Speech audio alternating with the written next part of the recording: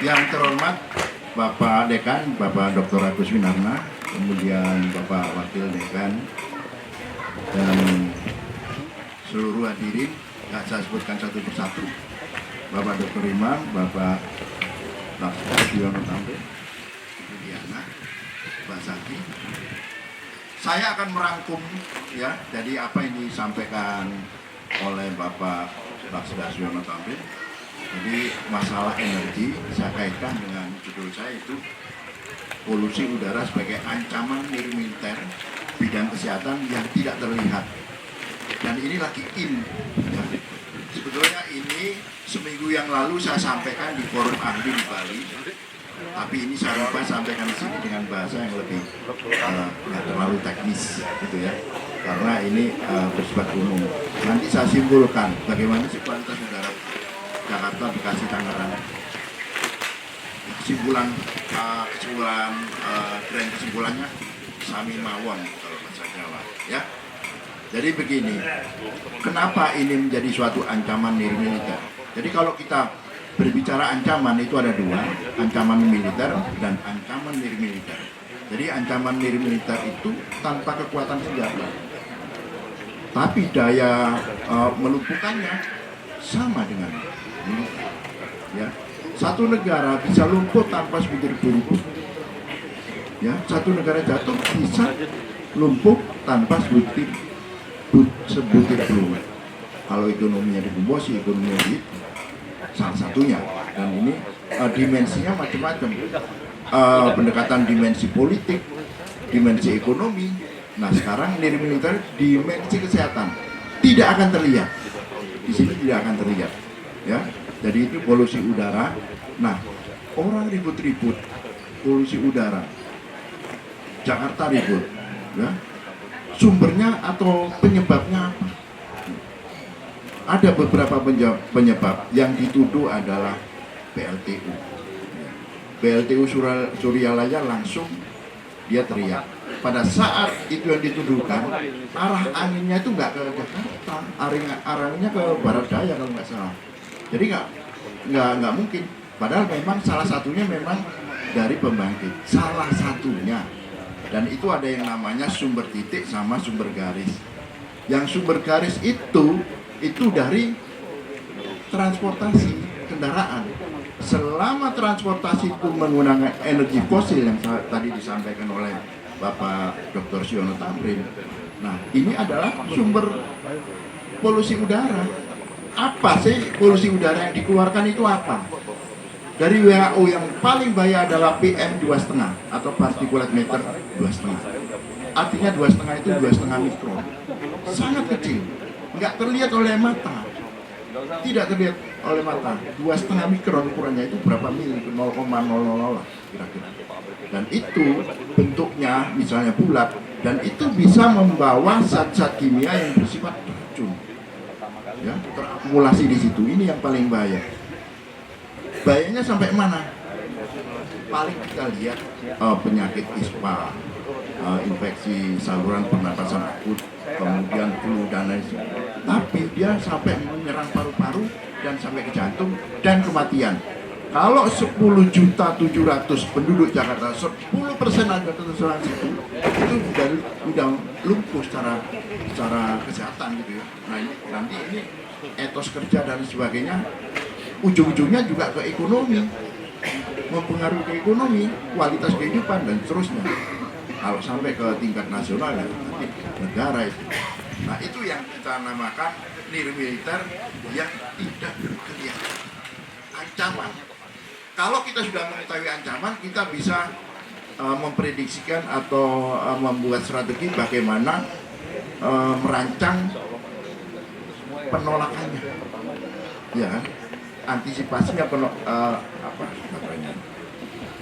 penolakannya, mengantisipasinya. Nah itu ada beberapa hal. Bagaimana sih caranya?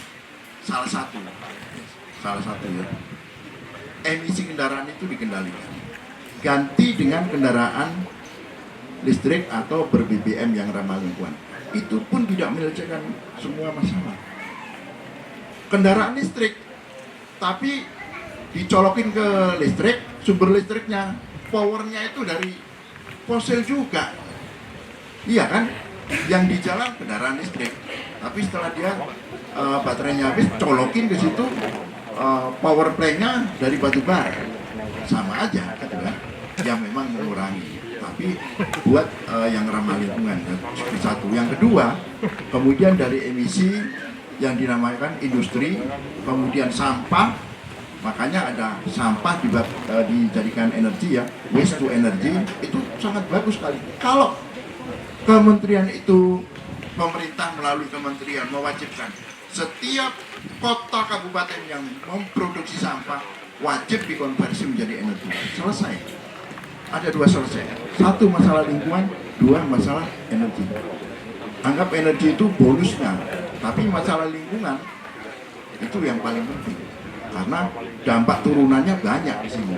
Kalau sampahnya dikendalikan dari kesehatan, dari estetika, macam-macam lah. Nah, ini sayangnya Pak Presiden masih mencanangkan ada 10 kota besar yang dipakai percontohan. Mungkin Mbak lebih tahu ya. Masih 10 percontohan. Tapi kalau demikian itu disampaikan bahwa seluruh kota dan kabupaten dikonversi sampah menjadi energi, selesai persoalan itu. Ya. Terserah, whatever teknologinya, silakan pilih. Nah, dari hasil ini penelitian saya juga penelitian yang singkat karena rame-rame polusi itu, tapi saya metode kualitatif ada beberapa yang saya wawancarai, yaitu ojol, sopir ojol, kemudian yang kerja di Jakarta. Gitu. Jadi kesimpulan bahwa polusi udara di tingkat Jakarta, Tangerang dan Bekasi itu nilainya itu mengkhawatirkan, tidak sehat, ya, tidak sehat. Karena apa? Kita tidak bisa ngomong Jakarta aja, kita tidak bisa ngomong Tangerang, tidak ngomong Bekasi. Karena ini berdasarkan arah angin dan kecepatan angin. Kalau anginnya ke ini, saya gambarkan ya, ini Tangerang, ini Jakarta, DKI, ini Bekasi, yang bawahnya ini Bogor, Depok. Kalau arahnya ke sana, ya udah ini ke sana terus. Nah, ini ada yang namanya box model, masuk ke dalam satu kota, kemudian akumulasi di situ, masuk lagi satu kota lain, akumulasi di situ. Kalau arahnya terbalik, ya balik sini. Nah, kalau arahnya kebalik sana, ya balik sana. Nah, itu kira-kira sebetulnya ada di sini, tapi nggak mungkin saya paparkan di sini. Ya. Mungkin itu saja Mbak yang bisa saya sampaikan, ya, ancaman militer ini. Terima kasih. Ya, ini menarik sekali nih teman-teman. Kalau bisa saya kasih sharing sedikit ya Pak ya. Jadi saya waktu itu sempat diberikan kepercayaan sama kantor tempat saya bekerja untuk mengunjungi salah satu daerah di Uni Emirat Arab, di Sharjah namanya. Di sana saya melihat memang benar nyata adanya bahwa mampu loh itu yang namanya sampah tidak dapat didaur ulang itu bisa berubah menjadi energi. Dia sudah menggunakan skala yang sangat besar, pabrik yang sangat proper. Tapi di Indonesia pun kita sudah mulai melakukannya. Dan ini ada pembangkit listrik tenaga sampah tuh kalau tidak salah ada di daerah Denpasar, Palembang, dan juga Surabaya juga. Dan saya beberapa hari lalu baca berita nih Pak, di daerah Bandung itu tuh ada penumpukan tempat sampah sampai kebakaran ya kalau tidak salah teman-teman. Nah, sekarang warganya yang ada di daerah sana itu diminta untuk kreatif dan mereka sudah mulai melakukan mengolah sampah jadi energi. Jadi mungkin ini adalah suatu hal yang bisa dipraktikkan ya Pak, bukan hal yang mustahil gitu ya Pak, untuk dilakukan di skala kecil di rumah untuk meningkatkan kesadaran kita bahwa peran serta masyarakat untuk ambil bagian melakukan konvensi energi ini bisa dilakukan di mana saja dan oleh siapa saja. Betul ya Pak? Ya, saya tambahkan sedikit. Masalah sampah itu jangan dilemparkan ke orang lain. Sampahmu ya urusan sendiri. Betul sekali. Sampahmu urus sendiri dan lakukan sejak saat ini sedini mungkin. Baik, terima kasih Pak Rudi sangat mencerahkan pemaparannya pada hari ini. Dan kita akan lanjut nih ke narasumber terakhir yang paling cantik. Kita sudah dengar tadi tentang tenaga surya, tentang kecerdasan yang harus didasari dengan adanya karakter, dan juga dari Pak Rudi mengenai ancaman militer yang pelan tapi pasti nih bahayanya. Sekarang akan dilengkapi oleh Ibu Dr. Diana. Seperti apa sih Bu sebenarnya peran perguruan tinggi dalam upaya untuk mencerdaskan kehidupan bangsa? Silakan Dr. Diana. Baik, terima kasih. Assalamualaikum warahmatullahi wabarakatuh. Selamat siang dan salam sejahtera untuk kita semuanya. Yang kita hormati bersama sudah hadir di tengah-tengah kita yang luar biasa, Bapak namanya panjang, Bapak Maijen TNI Dr. Agus Winarna. Terima kasih Bapak sudah berkenan hadir di kampung kita ya Mas Aryawan ya. Kampung kita beserta jajarannya, beserta wakil dekan dan seluruh sivitas akademika dari Universitas Pertahanan Nasional. Adik saya yang luar biasa, saya nyebutnya adik karena usianya masih muda, tapi kiprahnya sudah luar biasa. Beliau ini sudah terkenal dunia akhirat. Bisa tepuk tangan untuk Mas Ari. Dan Bapak Ibu perangkat desa, seluruh mahasiswa yang hadir, beserta narasumber kita, mohon maaf yang tidak bisa saya sebutkan namanya satu persatu tanpa mengurangi rasa hormat saya. Menjadi pembicara di depan hari ini bersama jenderal-jenderal yang luar biasa, minder juga. Tadinya mau pulang aja gitu, mau pulang aja. Tapi karena menjadi pembicara terakhir, saya ingin memberikan kuis dulu. Saya ingin memberikan giveaway. Biasanya walaupun mahasiswa S2 ya yang dari Unhan, yang dari Siami masih S1, saya ada uang review yang tadi sudah semuanya. Karena tema kita hari ini menarik, mencerdaskan kehidupan bangsa. Jadi semoga ya, teman-teman semuanya, teman-teman mahasiswa baik yang S1 maupun S2 menyimak apa yang tadi sudah disampaikan baik oleh Pak Wimarno, baik oleh Pak Zaki dan Bapak. Jadi saya ingin mereview sedikit. Mohon izin berdiri, Boleh Ibu, silakan. Waktu dan tempat supaya teman-teman tidak- disimak ya. supaya tidak terlalu kaku ya. Betul, silakan Ibu. Tadi Pak Zaki sudah menyampaikan bahwa di dalam pembukaan Undang-Undang Dasar 45 itu ada 4 indikator dalam rangka mencerdaskan kehidupan bangsa di dalam alinea keempat. Ada yang berani maju untuk menyampaikan? Di alinea keempat pembukaan Undang-Undang Dasar 45. Karena ini akan berkaitan dengan materi saya. Jangan sampai semuanya hanya diam menekuni gadgetnya, tapi tidak tahu apa yang disampaikan oleh narasumber kita hari ini. Waduh, ada yang searching dulu. Jangan searching, ayo lari dulu. Ada yang berani maju? Ayo teman-teman, ada 4 indikator tadi Yang dipaparkan. kalkulator merah boleh? Unhan. Lumayan buat beli cilok. Prodi MP nih, kata Pak dosennya nih, ayo. Ayo, di alinea 4. Alinea 4. Apa saja indikator yang tadi dipaparkan? Dari Pak Zaki tadi menarik ya, mencerdaskan kehidupan bangsa salah satunya. Boleh maju, Ada, Mbak? jangan dibaca gadgetnya. Kalau jawabnya setengah, dapatnya 20.000. Boleh maju dulu. Wah. Ayo nggak apa-apa, coba dulu, mending coba daripada tidak sama sekali ya. Oke, weh. Boleh maju Mbak ke depan. Ini dari Unhan nih Bu. Iya betul. Unhan. Ini alma maternya keren. Oh, Prodi MP. Jadi harus bener ya Pak? Boleh. Berani dulu, betul. Oke. Silakan, boleh disebutkan nama dan dari prodi apa?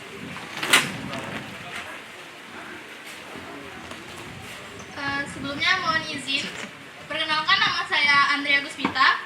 Saya dari Universitas Pertahanan dari program studi Ketahanan Energi. Baik. Jadi mungkin boleh langsung dijawab Mbak tadi pertanyaannya Ibu Diana. Alinea keempat. Di alinea keempat saja, tadi ada 4 indikator. Baik, mohon maaf kalau ada yang salah. Di alinea keempat itu ada beberapa indikator. Itu ada tujuan negara, ada landasan negara yaitu Pancasila. Yaitu Pancasila ada isinya apa sih, semua isi Pancasila ada di sana. Semua tujuan negara mensejahterakan kehidupan bangsa, mencerdaskan kehidupan bangsa, kesejahteraan umum. Semuanya ada di dalam alinea keempat tercangkup. Benar nggak Pak? Masih kurang. Masih kurang. Tambahin dikit lagi. Ntar dapatnya masa 20.000. Di diskon ya Bu ya. Ayo Bang, nggak apa-apa, dicoba pelan-pelan. Mungkin temannya ada yang mau bantu, ada yang mau coba juga. Ada, oke. Ini ada yang mau bantu coba juga. Boleh. Gimana nih Bu? Langsung yang bahas satunya? Oke. Oke, dapat dua-duanya kok. Assalamualaikum warahmatullahi wabarakatuh. Saya Ica dari perwakilan SIMAK. Empat dasar itu yang pertama melindungi segenap bangsa Indonesia dan seluruh tempat dari Indonesia. Yang kedua memajukan kesejahteraan umum. Yang ketiga mencerdaskan kehidupan bangsa dan yang keempat ikut melaksanakan ketertiban dunia. Tepuk tangannya dong sekali lagi buat Mbak Ica. Yang satu dapat 100, yang satu dapat 50. Terima kasih ya teman-teman. Boleh satu lagi. Boleh Bu, silahkan. Biar Ayo siap-siap nih, satu lagi. tadi Pak Jaki juga sudah menyampaikan pasal 31 Undang-Undang Dasar Negara Republik Indonesia tahun 1945. Ada yang hafal? Pasal 31 Jangan searching. Undang-Undang Dasar Negara Republik Indonesia 1945. Karena sesuai temanya, mencerdaskan kehidupan bangsa. Ibu-ibu, ada yang mau maju ibu-ibu? Ibu-ibu yang di belakang, Ibu RW mungkin. Pasal 31. Ayo teman-teman, pasal 31. Ada, ayo. Maju, langsung maju. Langsung maju, ayo. Ayo boleh berdua. Ayo. Siapa yang benar? Siapa yang cepat dapat, ayo. Ada dua nih Bu, nggak apa-apa, oh boleh. Siapa yang benar? Nanti kita lihat. Oke, boleh berdiri di situ Mbak. Nah, itu mic. Izin menjawab. Boleh pertama-tama mungkin namanya dan dari mana, biar kita kenal. Oke, perkenalkan nama saya Nabila Salsabila dari program Ketahanan Energi. Yang pertama itu berdasarkan pasal 31 ayat 1 adalah setiap warga negara hak mendapatkan pendidikan. Dan untuk pasal 2-nya, dan negara wajib memberikan fasilitas ataupun membiayai terhadap warga negaranya. Benar Bapak? Nah, satu dua betul. Jadi ada. Ya. Nah, yang ketiga boleh tambahkan?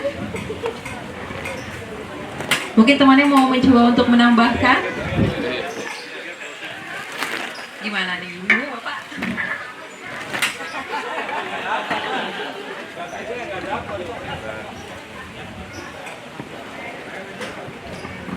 Pemerintah menyelenggarakan sistem pendidikan.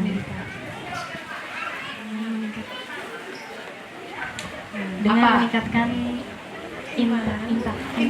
intak. Ya, jadi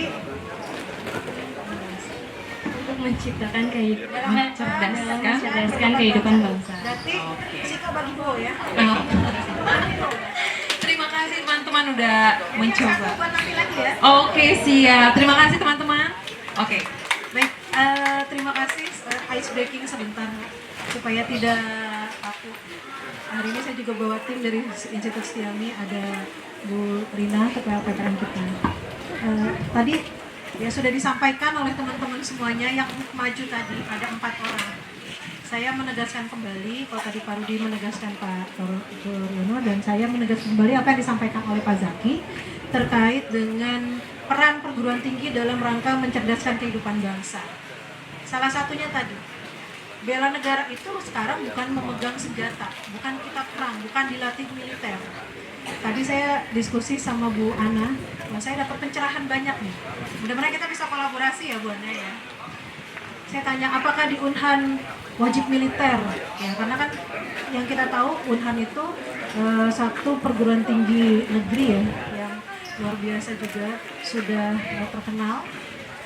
Saya berpikirnya wah di sana wajib militer, karena teman saya tadinya wah anak saya mau masuk di sana aja besok ya, ternyata tidak harus militer banget seperti yang kita dengar. Nah jadi salah satu fungsi dari perguruan tinggi adalah mencerdaskan kehidupan bangsa. Salah satunya adalah dengan kegiatan PKM yang hari ini sudah dilaksanakan dan diselenggarakan oleh Pak Aryawan. Salah satu kegiatannya adalah dengan membuka perpustakaan. Kemudian tadi Mas Aryawan juga sudah akan membuka Mas Aryawan di samping untuk ketahanan pangan ya. Ketahanan pangan tadi sudah disampaikan juga akan membuat satu tempat, satu lokasi yang warga masyarakat di sini Ya, warga masyarakat di sini nanti bisa bercocok tanam secara mungkin hidroponik ya, sehingga ketahanan pangan ya, ketahanan pangan ini masuk ke dalam salah satu bela negara, karena kalau masyarakatnya tenang, masyarakatnya perutnya kenyang, maka ketahanan negara ini bisa dilaksanakan dengan baik. Begitu juga dengan seluruh mahasiswa milenial ya. Jadi tadi saya lihat semuanya pegang gadget. Pegang gadget ini harus bermanfaat. Jangan-jangan pegang gadget lagi mau apply untuk pinjol. Nah, kenapa ini menarik? Kenapa ini menarik? Ada kaitannya juga dengan bela negara. Mahasiswa ataupun generasi muda, generasi milenial, apabila dari sekarang tidak kita bentengi dengan pendidikan adab ya Bapak ya tadi ya, dengan pendidikan adab, pendidikan karakter, mereka akan menjadi manusia yang luar biasa, tidak terkendali. Salah satunya adalah gaya hidup yang nantinya akan membuat mereka terpuruk. Kemarin kita mendengar beberapa informasi mahasiswa di salah satu perguruan tinggi berbondong-bondong diarahkan untuk meminjam pinjol. Ya, ini saya ada kaitannya sedikit dengan pinjol, karena kalau mahasiswa hanya untuk mengejar gaya hidup, pinjol dan sebagainya, mahasiswa tidak nyaman untuk kuliah. Mahasiswa melakukan tindakan kriminal, bagaimana mereka mempunyai ketahanan terhadap dirinya sendiri, bagaimana mereka mau defend untuk negaranya, kalau untuk dirinya sendiri saja mereka masih dalam tanda kutip ya, masih bingung. Mahasiswa itu dari sekarang teman-teman ya, tinggalkan gaya hidup yang hedon ya, tinggalkan gaya hidup yang hedon. Kemarin saya baca di salah satu media ini sangat miris, mahasiswi dan mahasiswa sudah melakukan tindakan di luar batas karena terjerat pinjol, misalkan seperti itu. Nah, jadi saya menghimbau kepada seluruh mahasiswa, karena tadi banyak juga yang sudah dipaparkan, pendidikan adab ini sangat penting. Di kampus kami ada mata kuliah peningkatan karakter melalui mata kuliah personality development dan juga pendidikan adab dan karakter. Saya yakin apalagi di Unhan ya Bapak ya, sudah pasti ya, pendidikan karakter ini sangat dibangun dari awal, dari semester 1 sampai terakhir. Dan terakhir, salah satu implementasi dari perguruan tinggi dalam mencerdaskan kehidupan bangsa, tadi sumbangan buku dari Pak Jenderal luar biasa. Mas Aryawan, kami ikutan ya, nanti dari Setiami ada juga dari PCC Setiami, bukan ingin ikut-ikutan Bapak, tapi karena baru melihat perpustakaannya juga luar biasa, nanti buku-bukunya juga bervariasi sehingga bisa menambah hasanah perbendaharaan buku-buku yang ada di perpustakaan Aryawan Center ini. Mungkin itu dari saya, mohon maaf apabila ada yang tidak berkenan. Terima kasih. Assalamualaikum warahmatullahi wabarakatuh. Jadi ini apa yang disampaikan Ibu Diana ini penekanan lagi dari semua apa yang telah disampaikan oleh narasumber, bahwa kecerdasan tanpa karakter, tanpa adab itu tidak ada artinya ya Bu ya. Jadi peran dari perguruan tinggi dan juga di Unhan, di Setiami juga penting sekali ternyata adab ini, karakter ini terus diingatkan. Karena kadang kita sebagai manusia, kita banyak kekurangan dan kita suka lupa. Jadi peran itu sangat penting untuk dijaga dan terus dilakukan sosialisasi. Terima kasih untuk para narasumber. Nah, ini momen yang paling saya tunggu-tunggu nih sebenarnya. Paparannya bagus-bagus, tidak terlalu berat menurut saya ya, dan bahasanya cukup dapat kita mengerti. Singkat tapi langsung straight to the point. Nah, sekarang saya mau nanya nih, untuk ke narasumber, mungkin ada yang ingin bertanya kepada para narasumber yang ada di depan sini, ingin memperdalam sedikit terkait dengan topik apa yang dibicarakan. Saya persilakan, saya buka hanya satu sesi pertanyaan, jadi jangan disia-siakan ya teman-teman. Boleh? Ada dua lagi? Ada tiga orang untuk satu sesi? Baik, kedua, satu lagi? Oke, ketiga. Boleh mungkin Bapak, ketiganya langsung maju aja, jadi nanti langsung direkap sama seluruh narasumber untuk menjawabnya.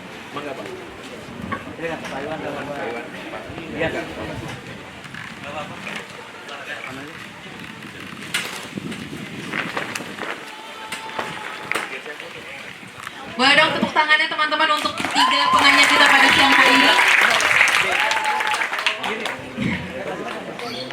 Baik, langsung saja disebutkan nama, kemudian kemudian pertanyaannya ditujukan kepada siapa dan pertanyaannya apa. Baik.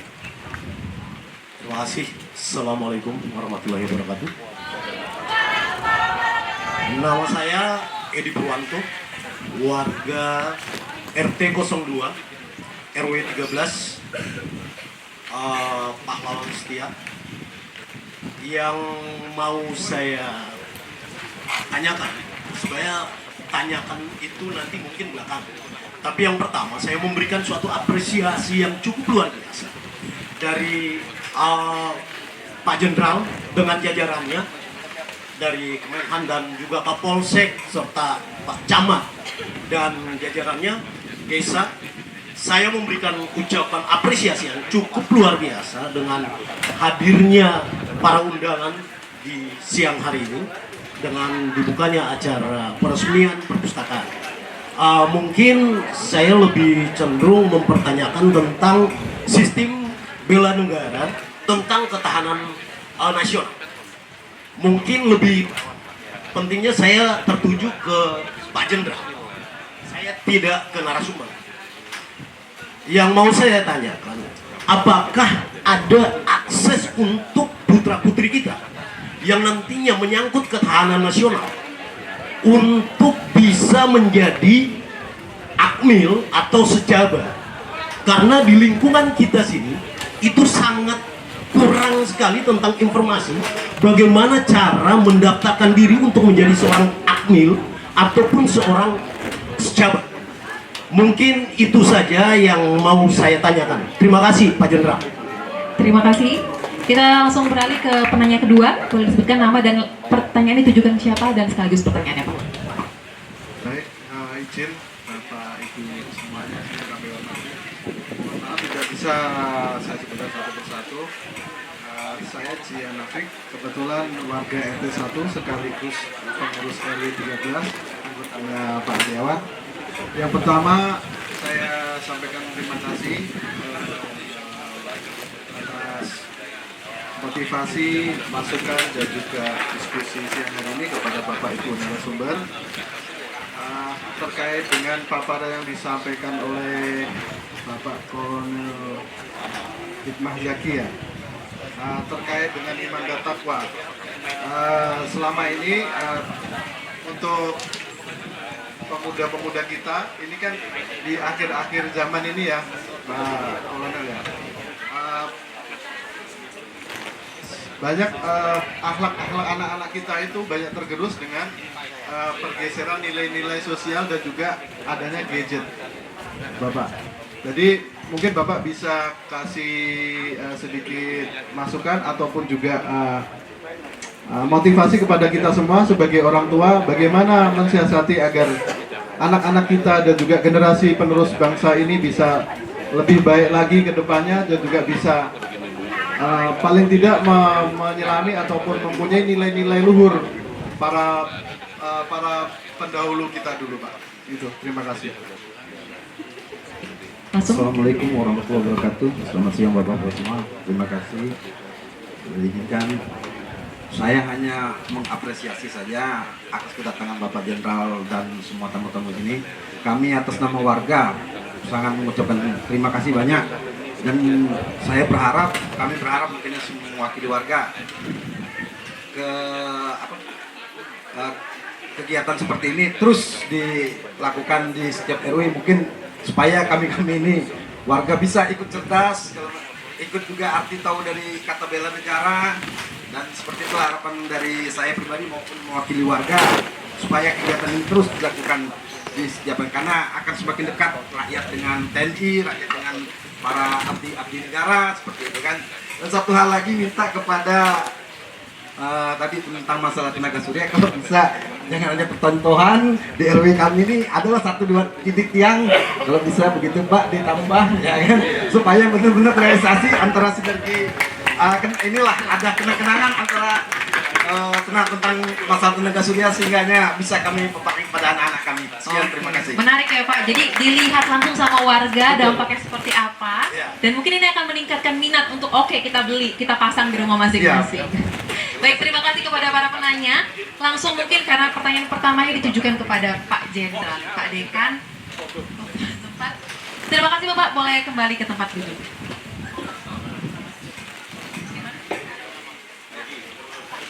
Des. Terima kasih Mbak Desa. Siapa? Mbak Soza. Solda. Soza, susah ya Pak? Oke Pak. Desa Kaunang, Oh, jauh. Desa Utapea, Soza. Surga. Ya. Kita bersyukur ya dapat presenter Metro ini di desa yang terpencil ini. Kalau acara resmi nggak kuat bayar saya nih sama beliau ini. Terima kasih ke Mas Ari. Bapak Ibu narasumber, senior saya yang saya hormati.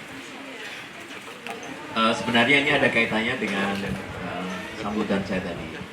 Ditangkap oleh Pak Edi. Matur nuwun, makasih Pak Edi. Kami cukup senang karena apa? Para orang tua ini sungguh sangat berharap bela negara itu bisa menurun ke putra putrinya. Unhan salah satunya sebenarnya oleh Pak Laksda Dr. Sino Tamrin tadi bahwa Universitas Pertahanan Republik Indonesia itu juga menyelenggarakan pendidikan untuk putra putri Indonesia dari Sabang sampai Merauke, baik vokasi ada di Belu vokasi itu. Boleh nggak dari sini ke sana? Boleh. Saya dekan yang pertama itu yang babat alas di Belu perbatasan NTT sana waktu itu. Yang kedua, sekarang sudah memasuki ke angkatan keempat itu S1 di Sentul, Universitas Sentul. Silakan buka www.idu.ic.id. Nah, di situ websitenya Unhan RI. Menyelenggarakan 4 fakultas. Kedokteran, farmasi, kemudian MIPA dan teknik. Jadi ada 10 prodi dari 4 fakultas tadi. Kalau yang di Belu itu ada 7 program studi mengkhususkan tentang pertanian, lahan kering, ternak, budidaya ikan, kemudian permasinan kapal. Yang S2 diantaranya hadir di tengah-tengah Bapak Ibu sekalian ini.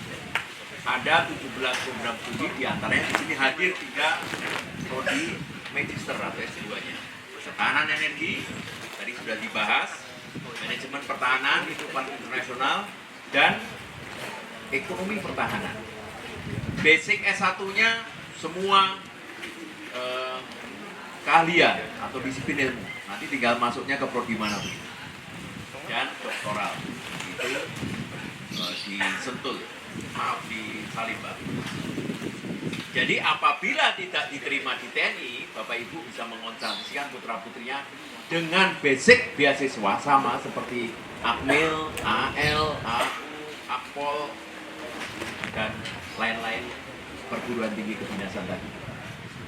Nah, bagaimana teknik strategi untuk putra putrinya bisa masuk ke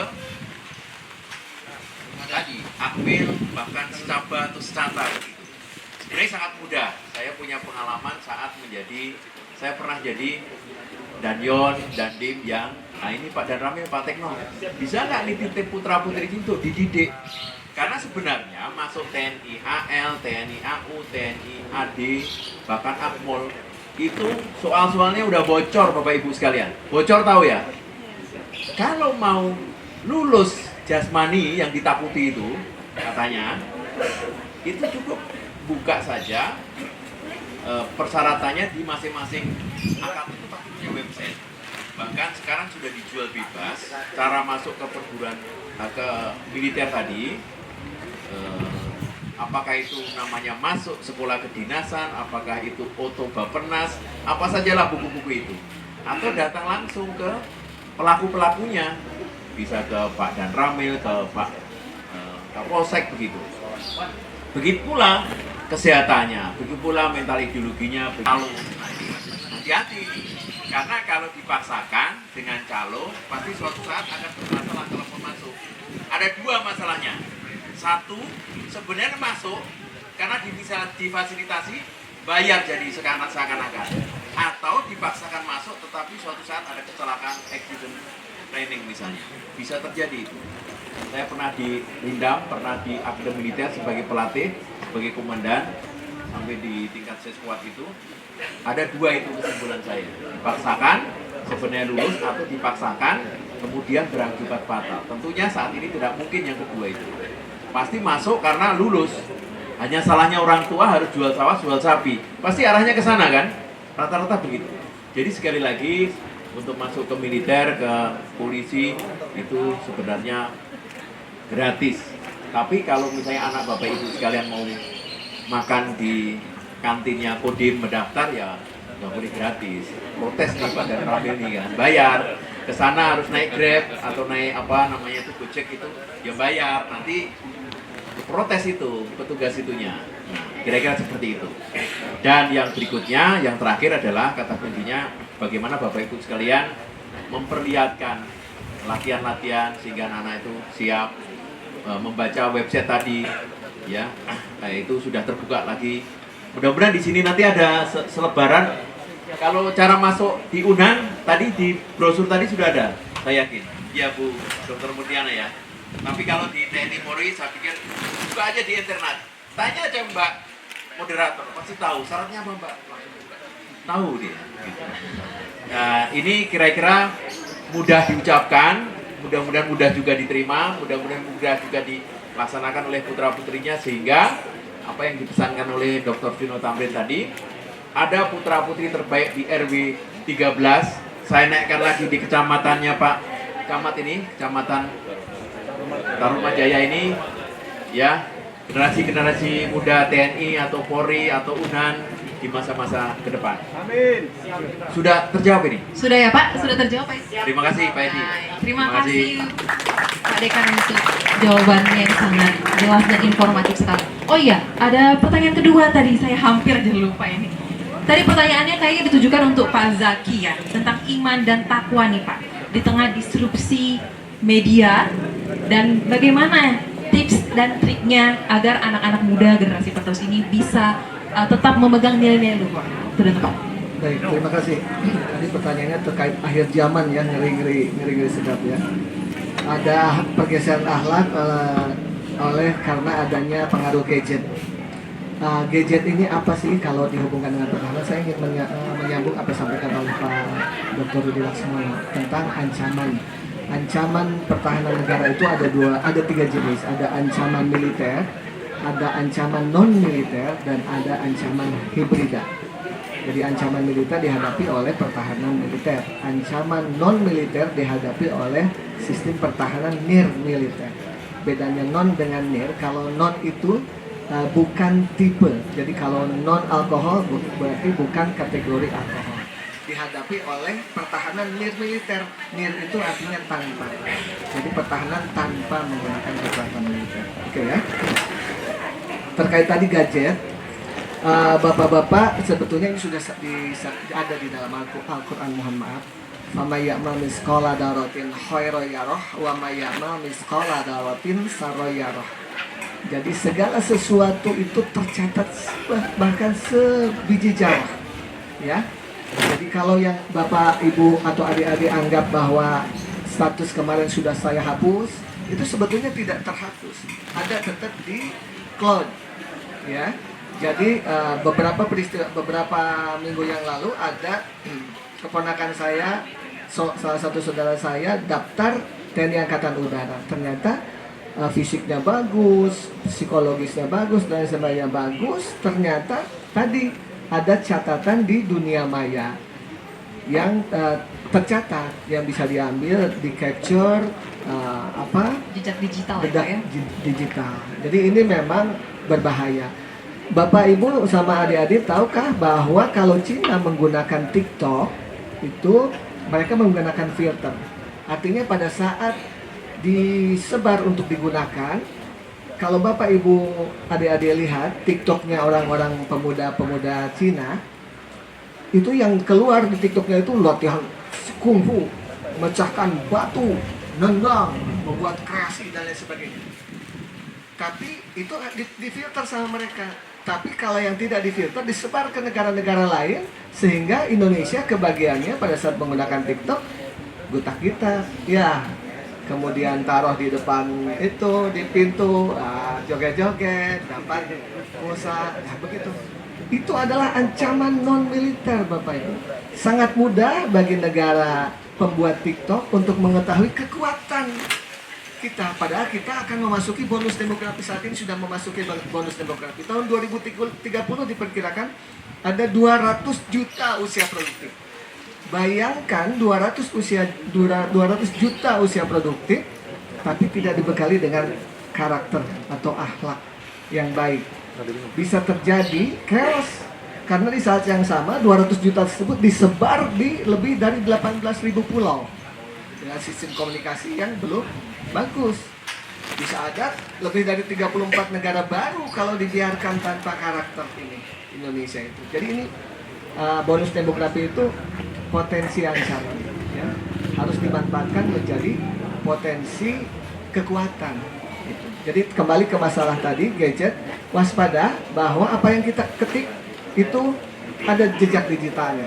Jadi Bapak Ibu yang mau daftar caleg atau nanti Pak Dr. Aryawan mau jadi bupati, waspada. Itu nanti di jejak digital itu akan ada ya. Saya kira itu saja ya. Terima kasih. Terima kasih Pak Zaki. Jadi mungkin untuk menekankan lagi, Pak Zaki tadi mengatakan ini sudah ada juga tertulis di dalam kitab suci. Jadi bisa diingatkan kepada anak-anaknya, kepada keluarganya bahwa apa yang kita tulis di media sosial itu tidak semata-mata 24 jam hilang atau kita hapus hilang, tapi semuanya juga tercatat ya Pak secara agama. Dan yang paling penting jejak digital itu nggak main-main ya teman-teman dan tamu hadirin semuanya. Jadi bijak ini menjadi kata kunci ya Pak. Bijak kita pikirkan apa yang akan kita katakan dan yang akan kita ucapkan. Jadi ini berkaitan juga dengan karakter tersebut. Buah dari karakter menghasilkan produk individu yang tentu saja bijak ya Bu. Baik, lalu terakhir nih, sebenarnya bukan pertanyaan, tapi tadi ada permintaan dari warga kepada Bapak Siono Tamrin. Nah, tidak lengkap rasanya kalau kita tidak dengar tanggapan dari Pak Siono. Waktu dan tempat Pak, boleh tanggapannya tadi gimana Pak terkait dengan permintaan?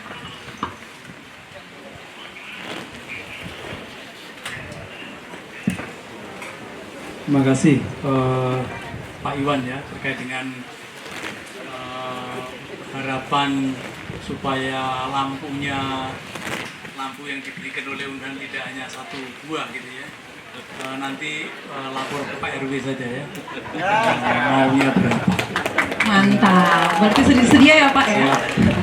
Nanti insya Allah nanti kita usahakan ada temanya ya.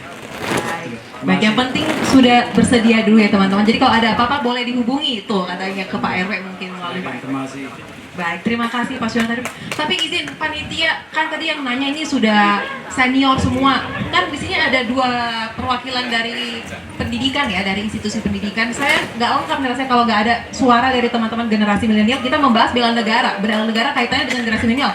Ayo dong, coba saya minta salah satu mungkin atau 2 orang yang ingin bertanya dari Stiami. Oke, boleh Mbak. Tepuk tangannya boleh kita apresiasi, dia sudah berani untuk bertanya. Ke depan mungkin.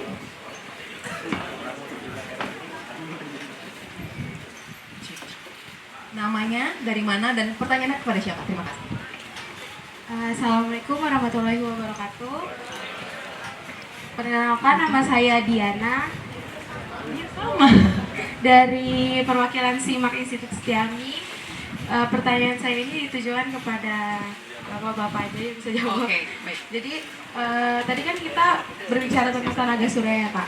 Nah di Indonesia ini kan tenaga surya ini sudah masif, tapi untuk pengimplementasiannya oleh masyarakat itu masih pasif nih. Nah kan dari saya sendiri ini udah generasi milenial nih Pak. Bagaimana sih cara pengimplementasian yang konkret untuk yang kita lakuin nih untuk tenaga surya pada saat ini gitu? Oke, berarti ingin ambil peran serta ya, langkah konkretnya seperti apa? Ya, baik, mungkin saya rasa ke Pak Suyono. Terima kasih Mbak Diana. Terima kasih Mbak Diana pertanyaannya. Jadi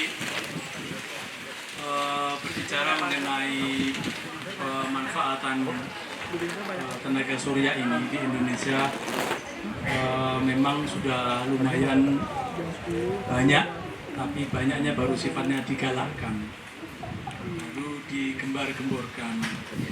Jadi secara real, kalau kita berbicara statistik bahwa bauran penggunaan energi terbarukan di Indonesia ini yang sasarannya 2030 itu sekitar 23%, itu ternyata sekarang ini baru di angka 11%. Artinya penggunaan energi terbarukan di Indonesia ini masih sangat sedikit sekali. Nah, kemarin mungkin rekan-rekan sudah mendengar ada rencana PLTS 1000 atap.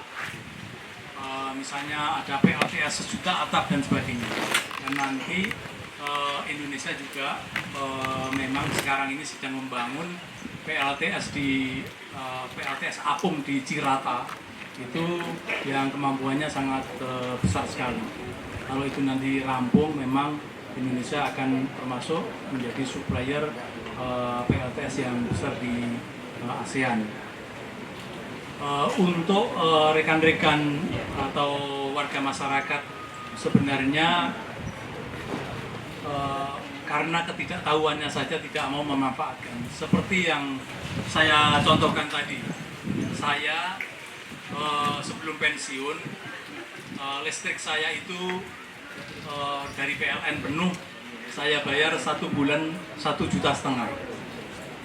Setelah saya pasangi PLTS, saya setiap bulannya itu rata-rata hanya membayar 600.000. Artinya itu kan ada keuntungan.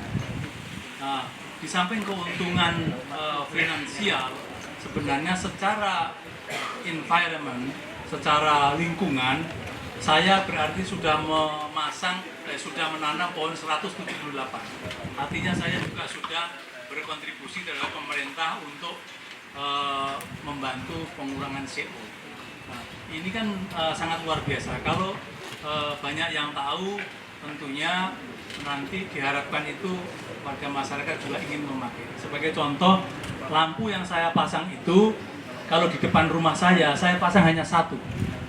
Padahal tadinya lampu pagar itu ada 6 titik lampu.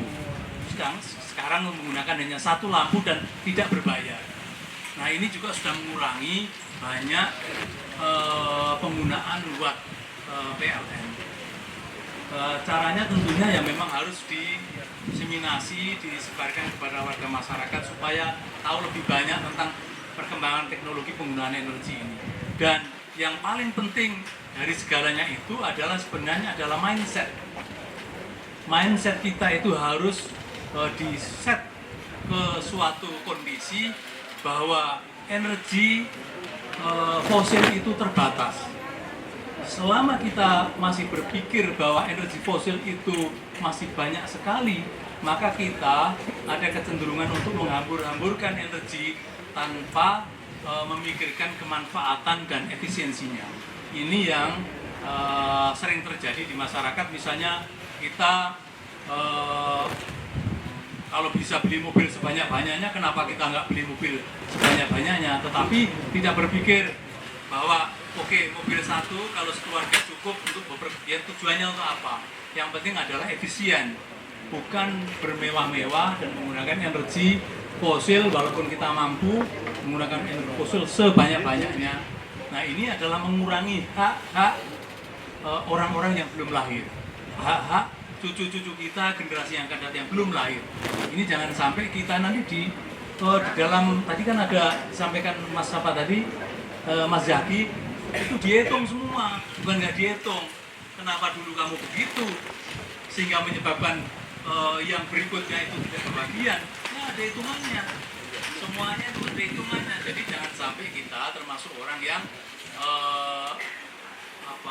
melakukan pemborosan yang tentunya tidak dianjurkan oleh agama manapun. Itu saja dari saya, terima kasih.